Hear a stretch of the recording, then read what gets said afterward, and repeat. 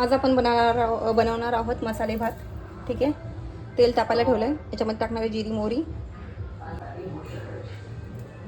जिरी गेली, मोहरी गेली आणि सगळ्यात महत्त्वाचा कढीपत्ता. ठीक आहे. कुकर मोठा आहे पण भात एकदम थोडाच करणार आहोत. तेल मस्त तापलं.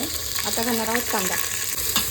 कांदा परतून घ्यायचा आहे थोडासा. आणि मग मी आहे ना एक मसाला वाटला आहे, तुम्हाला दाखवते थांबा. यात मी वाटला आहे कोथिंबीर, मिरची, आलं लसूण आणि नारळ. मी टाकला आहे टमॅटो. ठीक आहे. आता टमॅटो पण थोडा परतून घेणार आहे मी.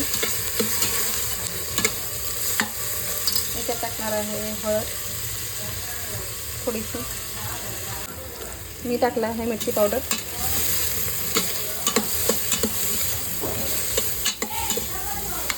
आता मी टाकते पेस्ट जी मी बनवली होती. मी टाकून घेतला आहे धुतलेला बासमती तांदूळ. हा थोडा जुना आहे त्यामुळे हा जास्त होणार आहे.